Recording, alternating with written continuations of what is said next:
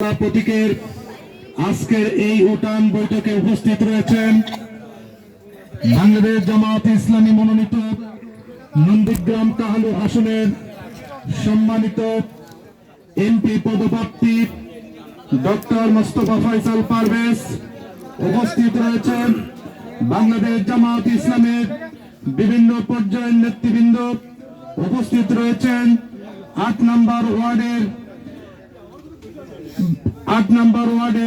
সম্মানিত ভোটার বৃন্দ। সবাইকে সালাম, আসসালামু আলাইকুম ওয়া রাহমাতুল্লাহি ওয়া বারাকাতুহু। সম্মানিত উপস্থিতি, আপনারা আমাদের অত্যন্ত কাছের মানুষ।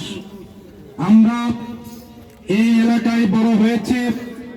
আমাদের বড় হওয়ার পিছনে আজকে সমাজের মানুষের কাছে দাঁড়িয়ে কথা বলার এই যোগ্যতা অর্জন হয়েছে আপনাদের শাসনের মাধ্যমে। আপনারা আমাদেরকে ভালোবেসেছেন, আমাদেরকে ভুল ত্রুটি যেখানে হয়েছে সংশোধন করে দিয়েছেন। বিধায় আজকে সমাজের কল্যাণের জন্য আমরা ভূমিকা পালন করতে পারছি। আজকে যারা এখানে উপস্থিত হয়েছেন, অবশ্যই আপনারা কিছু বিষয় শোনার জন্য আমাদের কাছে আসছেন। অবশ্যই এখানে উপস্থিত হয়েছেন কোন গীবত, পরনিন্দা, ঝড় ঝামেলা শোনার জন্য নয়। আপনারা এখানে উপস্থিত হয়েছেন সামনে এই বাংলাদেশ কিভাবে চলবে, নন্দীগ্রাম কাহালু কিভাবে পরিচালনা হবে, কার কাছে নিরাপদ, এই প্রার্থী কিভাবে আমাদেরকে গাইডলাইন দেয়, এই বিষয়গুলো জানার জন্য আমরা আমাদের দাঁড়িপাল্লা প্রতীকের পক্ষ থেকে ডক্টর মোস্তফা ফয়সাল পারভেজ যদি নন্দীগ্রাম কাহালু আসনের এমপি নির্বাচিত হয়, আমরা কি কি করব এটা আমরা বলতে পারি।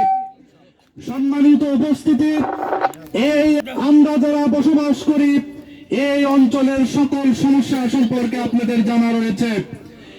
এই অঞ্চলগুলোতে আজকে আমরা যে রাস্তা দিয়ে আসছি, এই রাস্তার বেহাল দশা কিন্তু আজকের নয়।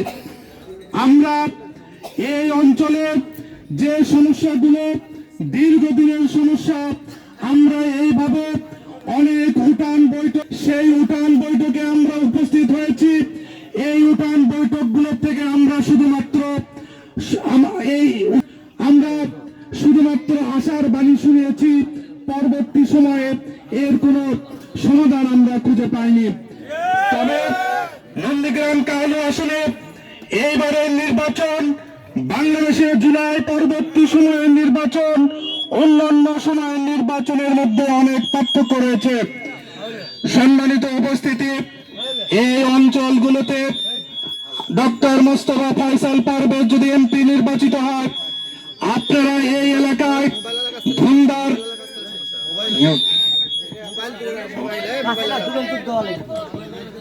আপনারা জানেন আমাদের এই এলাকায় সবচেয়ে পুরাতন শিক্ষা প্রতিষ্ঠান রয়েছে ধুমদার উচ্চ বিদ্যালয়, দমদমা আমিনিয়া দাখিলি মাদ্রাসা। এই প্রতিষ্ঠান থেকে আপনারা জানেন প্রতি বছরে 1 থেকে 150 স্টুডেন্ট এখান থেকে পাশ করে, এরপরে বাংলাদেশের বিভিন্ন জায়গায় পড়াশোনা করে।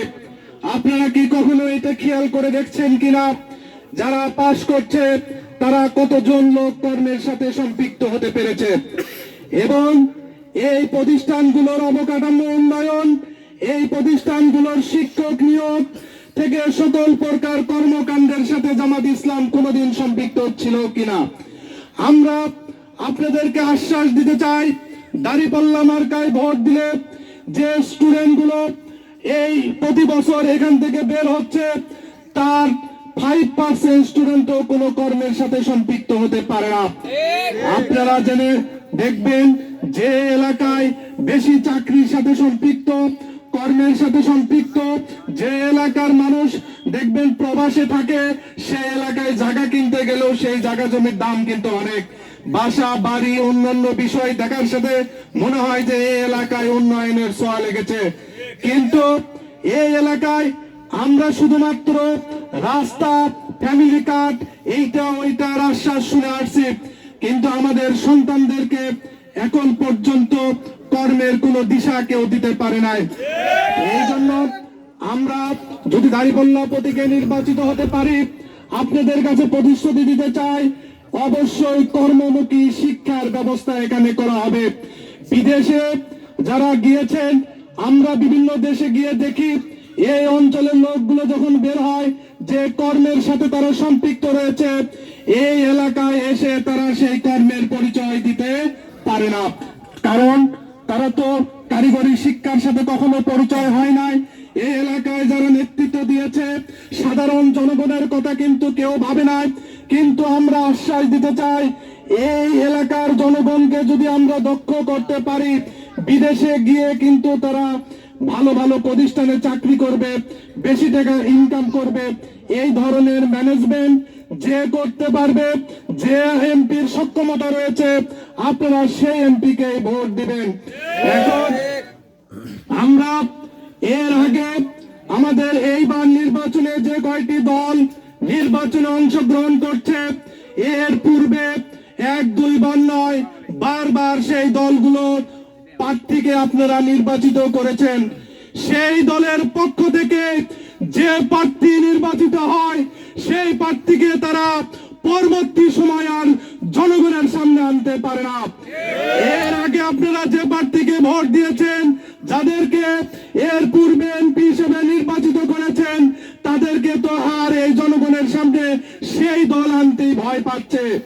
তাহলে সেই দলের প্রতীক, সেই দলের পক্ষ থেকে যারা ভোট চাইতে আসছে, তাদেরকে জিজ্ঞেস করবেন, এই দলের পূর্বের এমপিদের তারা তো এখনো বেঁচে আছে, তারা যে ভোট নিয়ে গিয়ে তারা তাদের নিজের জীবনের পরিবর্তন করেছে, আপনারা আপনাদের দলের পক্ষ থেকে প্রতিবার এসে আমাদের থেকে এই প্রতীকে ভোট চাবেন।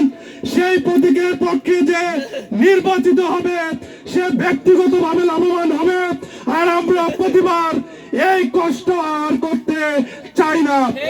এই জন্য এই জামাত ইসলামের সম্মানিত আমির এবার ঘোষণা দিয়েছে, এই দল থেকে যদি কেউ নির্বাচিত হয়, সে কখনো সরকারের ট্যাক্স মুক্ত কোনো গাড়ি ব্যবহার করতে পারবে না। আমাদের এমপি তার ব্যক্তিগত গাড়ি নিয়ে আসছে, এমপি নির্বাচিত হওয়ার পরে সরকার যে গাড়িটা দিবে, সেই গাড়ি নিয়ে যদি এই এলাকায় আসে, আপনারা আটকিয়ে দিবেন। যে আপনারা প্রতিশ্রুতি দিয়ে গেছেন যে আমরা কোনো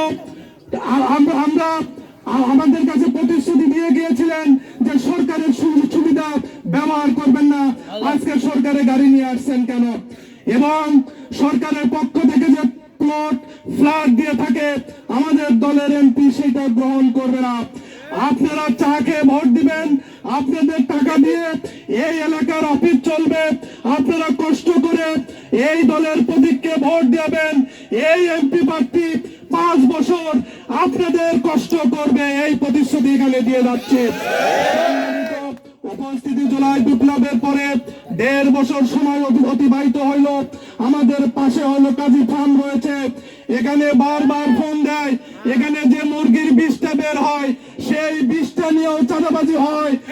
এই মুরগির বিষটা আটকে দিয়ে তারা হাজার হাজারে টাকা দাবি করে, আমাদেরকে ফোন দিয়ে বলে, ভাই আমরা তো আর পাচ্ছি না।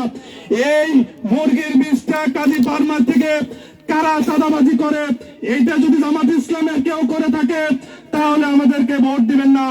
এটা যদি অন্য কোন দলের কেউ করে থাকে, তাহলে সেই দলের বিপক্ষে আপনারা অবস্থান নেবেন। এই এলাকায় সরকারের অনেকগুলো খাস পুকুর, বিভিন্ন জমি জমা রয়েছে।